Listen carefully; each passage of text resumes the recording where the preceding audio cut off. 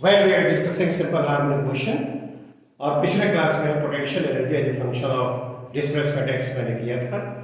आप देखना ही है कि as a function time t उसको कैसे हम लोग जानेंगे और उसके बाद देखेंगे टाइम के साथ यदि पोटेंशियल एनर्जी को प्लॉट किया जाए तो किस तरह का कर्व को मिलेगा। उसमें एक एडिशन कर रहे हैं कि स्प्रिंग ब्लॉक सिस्टम है, mass of the block is and spring constant क्या है, स्प्रिंग कांस्टेंट जो है वो के है, राइट। और ये जो सरफेस है वो कैसा है, स्मूथ है, ठीक। और ये ऑसिलेट कर रहा है, सिंपल हार्मोनिक को ऑसिलेट करेगा और ऑसिलेशन का जो एम्पलीट्यूड है वो क्या है, ए है, ठीक। तो डिस्प्लेसमेंट उसका सिंपल हार्मोनिक क्वेश्चन में है जब x is equal to a sin omega t plus phi.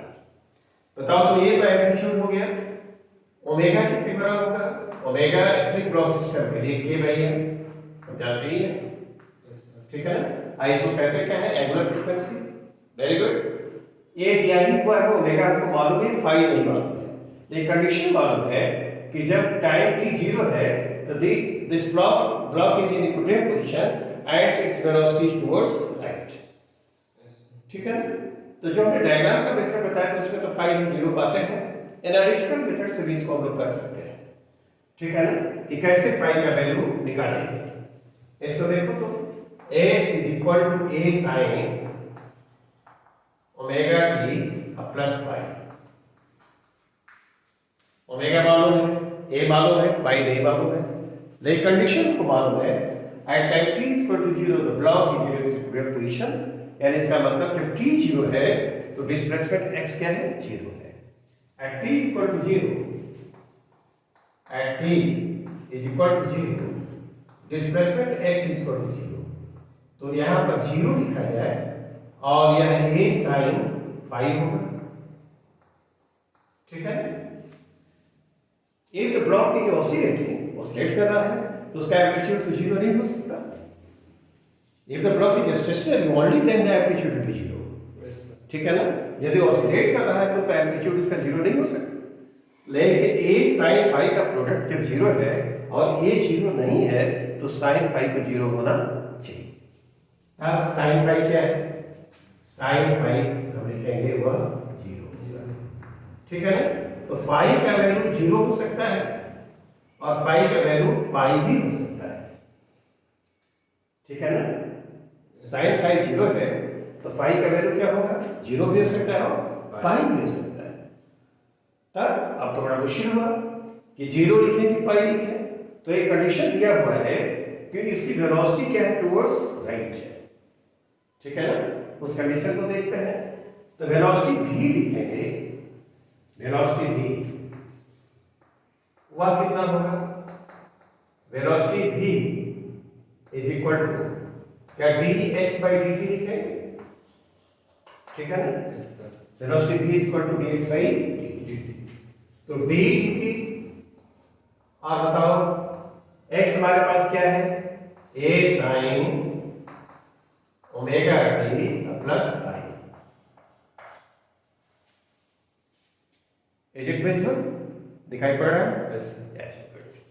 तो देखो इसको डिफरेंशिएट करो, a cos omega t plus phi into omega हो गया। डिफरेंशिएशन के बाद आप कंडीशन दे रहा है कि t 0 पर उसकी वेलोसिटी क्या है, टुवर्ड्स राइट है, तो बताओ तो वेलोसिटी क्या होनी चाहिए, at t equal to 0 v equal to क्या होगा, a ओमेगा और cos फाई क्या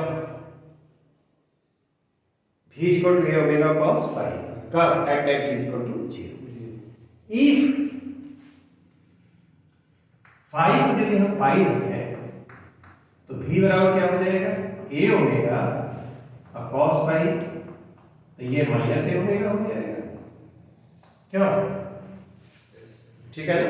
तो वेलोसिटी तो नेगेटिव हो गई, यदि फाई को पाई रखते हैं तो वेलोसिटी नेगेटिव हो गई, लेकिन इसमें क्या कर रहा है कि the velocity towards right but velocity is positive, इसका मतलब फाई का वैल्यू पाई नहीं होगा, ठीक है ना? yes. But the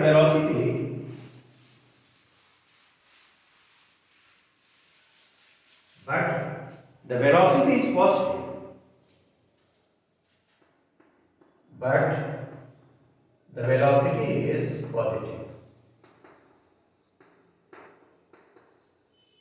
That is, phi is not equal to pi.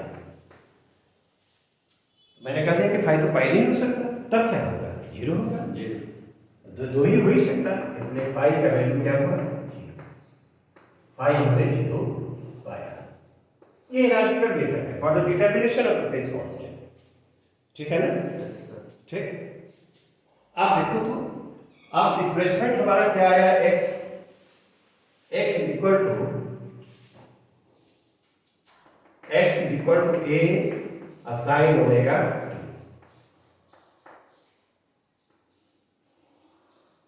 Is it alright? ये सिंपल हार्मोनिक में ऑसिलेट कर रहा है और उसका displacement x a sin omega t। Is it alright? Potential energy of the system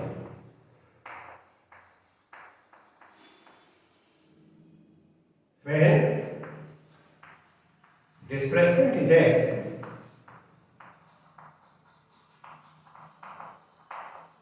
y भी लिखा था, वह कितना? Half m omega square x square. ठीक है? Potential energy half m omega square x square, और x में फंक्शन ऑफ टाइम t ये होगा। तो इसको हम लिख सकते हैं यहाँ पर half m omega square i square x square की जगह a स्क्वायर और sin square omega t। Is it alright? Yes sir. ठीक है ना? इसकी जो potential energy as function of time t हुआ, इसको थोड़ा सा और हम आगे बढ़ाएंगे। इस तरह से लिखा जाए, ये 2 से डिवाइड कर दो और 2 से मल्टीप्लाई कर दो। EP इक्वल टू ऐसे लिख सकते हैं 1/4 क्या m omega square a square, और यहाँ पर 2 sin स्क्वायर ओमेगा t। ठीक है ना? और इसको लिखा जाएगा 1/4 m omega square a square और 1 minus cos 2 omega t। Alright? Yes sir. ठीक है ना? आप देखो, यहाँ पर ध्यान देने लायक बात यह है कि डिस्प्लेसमेंट की एंगुलर फ्रीक्वेंसी ओमेगा है, लेकिन पोटेंशियल एनर्जी के वेरिएशन की एंगुलर फ्रीक्वेंसी 2 ओमेगा होगी। Obviously for the variation of potential energy, the angular frequency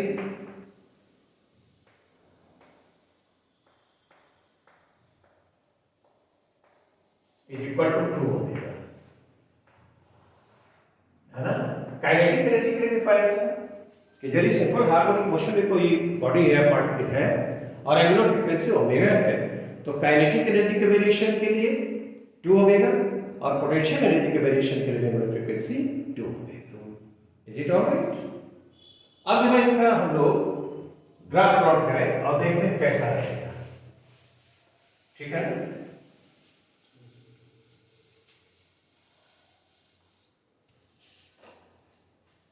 यदि इसको प्लॉट किया जाए तो you will get curve like this. इसमें हम ईपी को, पोटेंशियल एनर्जी को प्लॉट करें, ठीक, और टाइम टी को इस पर प्लॉट करें। जब t 0 होगा यहाँ तो यह टर्म तो 0 आ जाएगा, तो पोटेंशियल एनर्जी क्या होगी? 0 होगी। तो यहाँ पर 0 होगी तो ये जो कर्व होगा यहाँ से शुरू होगा और you will get curve like this. ठीक है? ये 0 नहीं, ये t/4 है, ये t/2 है। ठीक है ना? 3t/4 है और यहाँ क्या होगा? और t क्या है? टाइम पीरियड, ऑसिलेशन का time period of the oscillation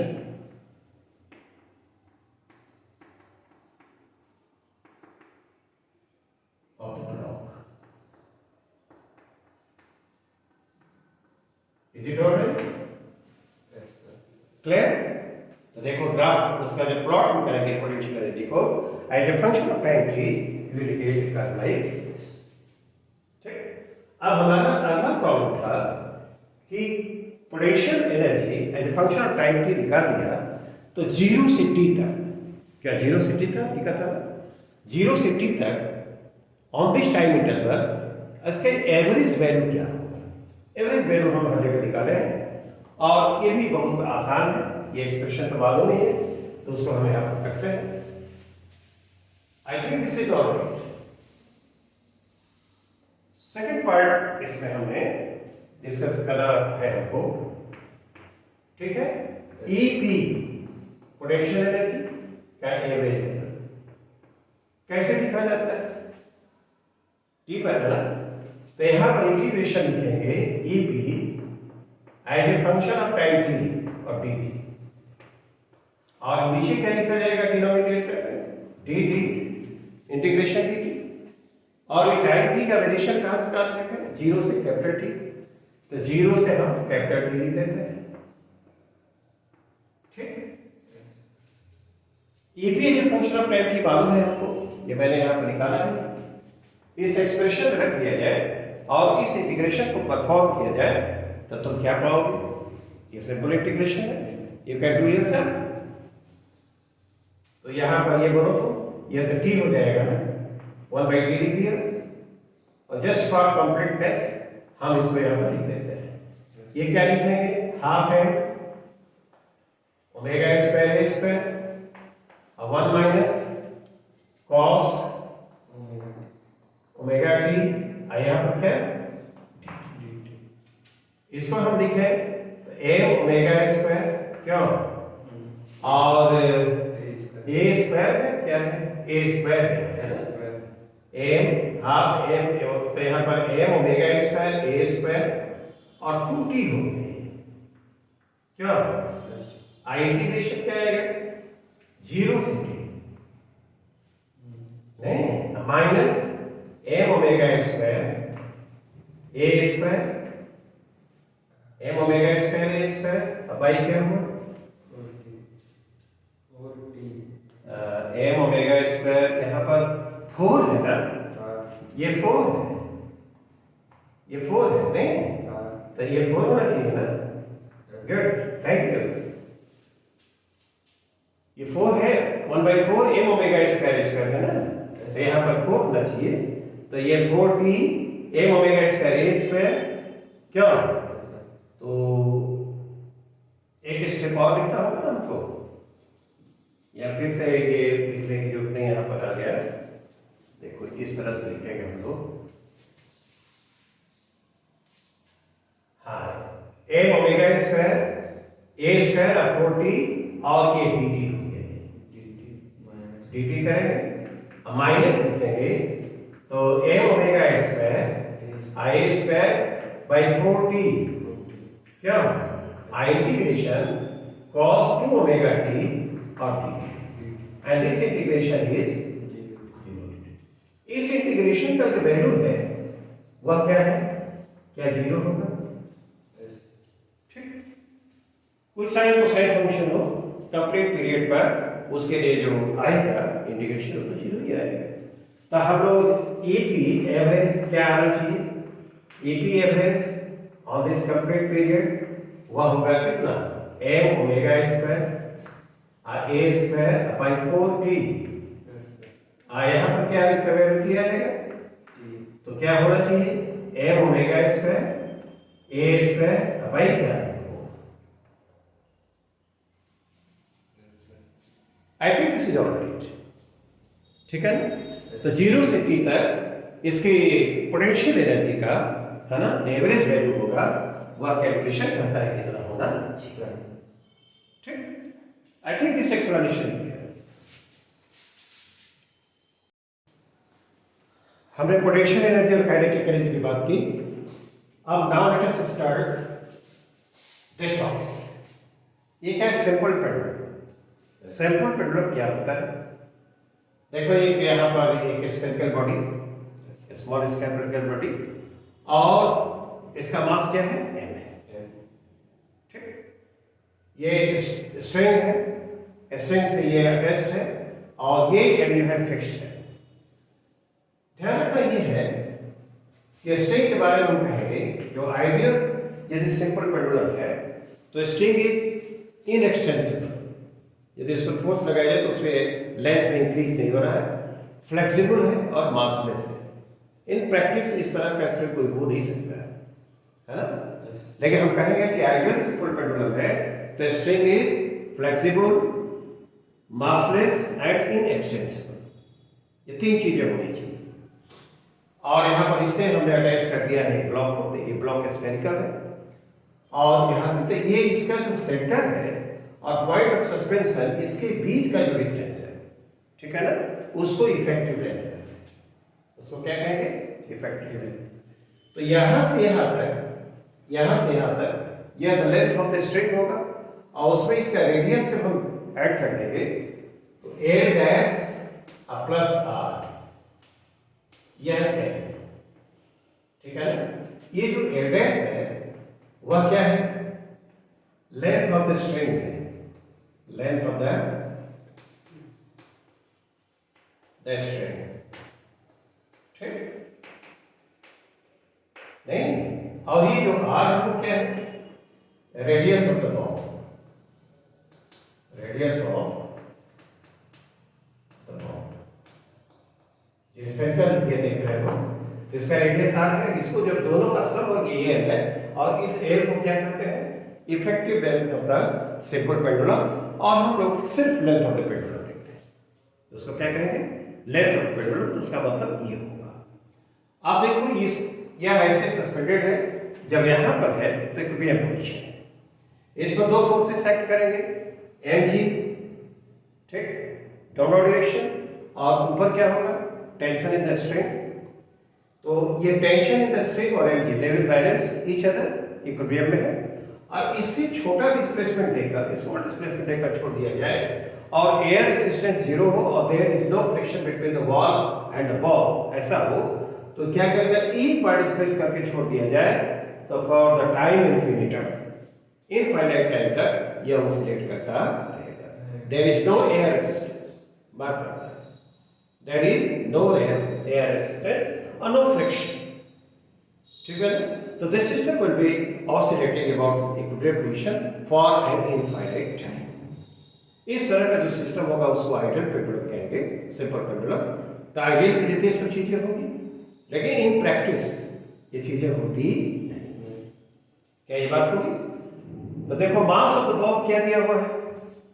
mass of the ball, mass of the ball and this is equal to m। At any time की इसका जो डिस्प्लेसमेंट है वो क्या है? थीटा है। This is measured from the equilibrium position, ये angular displacement theta. तो इसका देखो तो mg नीचे एक्ट कर रहा है, इसको दो म्यूचुअली परपेंडिकुलर डायरेक्शंस में हम रिजॉल्व कर रहे हैं, mg cos थीटा, ठीक है ना, और इधर क्या होगा? mg sin theta. तो जो mg sin थीटा होगा it will try to restore the ball, है ना, टू द इनिशियल पोजीशन, यानी जो इक्विलिब्रियम पोजीशन है इसका इधर लाने की कोशिश करें। तो इसको mg sin थीटा को हम क्या कहते हैं? Restoring force. mg sin theta क्या कहलाएगा? mg sin theta is called restoring force. Restoring force का मतलब इसको इनिशियल स्टेट की तरफ लाने की कोशिश करेगा। इधर लाइट भी है। अब बताओ तो यदि हम इसका इक्वेशन ऑफ मोशन लिखना चाहें, इक्वेशन ऑफ मोशन क्या लिखेंगे? Mass into acceleration d2x by dt square. Theta छोटा है, ठीक है ना, तो इसको लगभग लीनियर माना जा सकता है x को। तो मास इनटू एक्सेलरेशन, तो ये x को तो यहां से मेजर कर रहा है, तो टुवर्ड्स राइट होगा, दैट विल बी पॉजिटिव, नहीं माइनस mg, और यहां पर क्या लिखेंगे? Sine theta. ठीक, अभी सकते हैं for small theta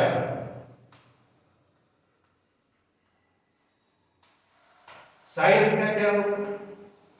sine theta लगभग थीटा लिखते हैं क्या? ठीक है ना? तो इस इक्वेशन को हम लिख सकते हैं m से कैंसिल करो d2x by dt square this is equal to minus g theta. ठीक है ना? और थीटा क्या होगा ये देख पाएंगे ना, ये कॉट हुआ। ठीक है ना? x हुआ ये x कितने के बराबर हो जाएगा? x n थीटा लिखते हैं बराबर ये जो होगा वो कितने का रेडियस इंटू एंगल होगा। इसका रेडियस तो ये देखो तो ये हुआ, ये l है क्या और थीटा है तो x इक्वल टू थीटा। तो theta can be replaced by x by n। ठीक है ना? ये रिलेशन हम ले आएंगे और इसको थीटा को हम रिप्लेस कर सकते हैं x बाई l से और sin थीटा को थीटा लिखेंगे because the displacement theta is small. तो थीटा स्मॉल तो sin theta is equal to approximately equal to theta. तो यहां पर ऐसे लिखा है तो क्या लिखोगे माइनस g और थीटा की जगह क्या है x बाई l। अब तो देखो g कांस्टेंट है और l कांस्टेंट है तो ये जो कांस्टेंट कोफिशिएंट है उसकी जगह पर ओमेगा स्क्वायर x लिखते हैं। ठीक है ना? तो हमने पाया differential equation d2x by dt square plus omega square x and this is equal to g। क्या यह differential equation simple harmonic motion को रिप्रेजेंट करता है? इसका मतलब इक्विलिब्रियम पोजीशन से यदि डिस्प्लेसमेंट स्मॉल हो तो this system will be oscillating simple harmonically. ठीक? अब देखो तो ओमेगा कितने के बराबर है? Omega here omega is equal to root over क्या g by l होगा and this is equal to 2 pi by t जहां पर t क्या है time period. Time period t कितने के बराबर आ जाएगा 2 pi root over l by g। ठीक है? अब इस फुल बेस से हम जानते हैं सिंपल पेंडुलम के लिए टाइम पीरियड क्या होता है 2 pi root over l by g। Is it alright? ये एक्सप्रेशन हम लोगों का वेल पहले से मालूम है कैसा होता है and this is how we can obtain. इसमें हमने Newton second law of motion apply किया है। ठीक? अब इसको कैसे हम लोग किसी छोटी सी प्रॉब्लम से अब शुरू करते हैं बताओ तो। यदि हम इसके लेंथ को डबल करते हैं तो टाइम पीरियड में जो फ्रैक्शन चेंज होगा वो क्या होगा? एक length of the pendulum is doubled if the length of the pendulum length है तो effective length ही होगा। length of the simple pendulum is doubled।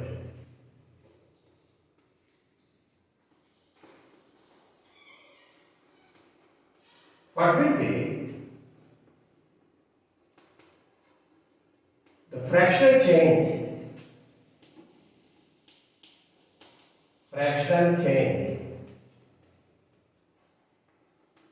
in its time period।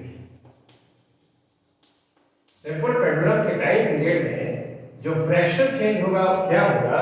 If the effective length of the pendulum is doubled. Very simple. t time period expression t is equal to 2 pi root over नहीं l by g। Is it all right? g तो constant है at this place g is not varying तो t is equal to 2 pi root over l by g। और t dash यदि हम length को change करेंगे तो क्या टाइम पीरियड भी चेंज हो जाएगा और लेंथ क्या हो गया है डबल कर दिया है तो 2 पाई हो गई और रूट होगा क्या 2l by g होगा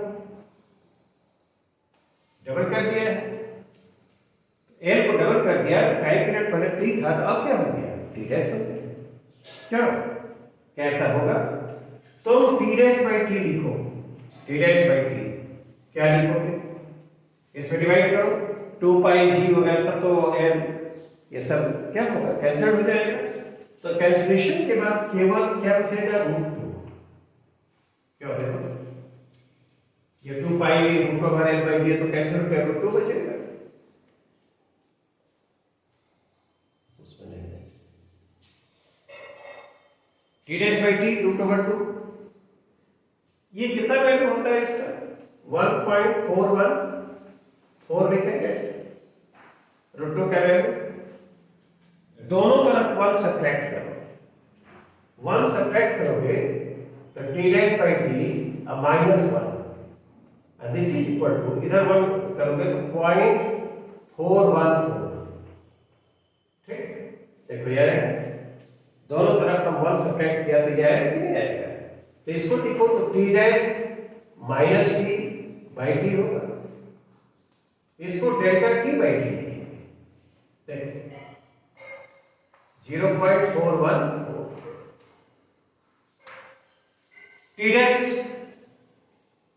और टी क्या है, जो पहले था टाइम पीरियड, और टी डैश बदला हुआ टाइम पीरियड है, तो टी डैश माइनस टी ये change in the time period हुआ, तो change in the time period divided by the origin, शुरू में था टी, यह जो कहलाता है this is the fraction change in time period, यही क्या कहलाएगा, fraction change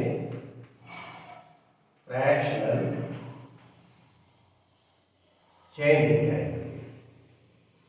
change in time. Okay? Yes, sir. तो देखो और भी ऑप्शंस दिए रहेंगे इसमें क्या, अब हम एक इसी तरह के छोटे प्रॉब्लम पर और बात करते हैं। Is it all right? ठीक, now let us consider the next simple problem. Such problems are asked usually in objective. तो हम इसमें क्या कर रहे हैं कि दोनों को चेंज कर रहे हैं, लेंथ को भी चेंज कर रहे हैं और effective value of acceleration due to gravity को भी चेंज कर रहे हैं। तो चेंज करेंगे तो देखो दिया हुआ है कि length is increase by 69% and the acceleration due to gravity is decreased by 19%. Then what will be the fraction change in the time period of the simple time? Is it all right? T is equal to क्या होता है? अभी देखा T is equal to 2 pi root over L by G. Okay? जब L और G को तुम change करोगे तो टाइम पीरियड भी चेंज हो जाएगा। अब वह P डैश आया और तब हम यहाँ पर लिखेंगे 2 L dash by G dash, क्या दोनों चेंज किया है, L भी चेंज किया है और J भी चेंज किया है। अब तो T डैश बाई T लिखो, क्या 2 पाई कैंसिल हो जाएगा, नहीं, अब इसमें तुम इससे डिवाइड कर रहे हो तो क्या इसमें इसे डिवाइड करोगे तो L डैश बाई L आएगा, नहीं, और G भाई क्या होगा, E G डैश, कैसा होना चाहिए,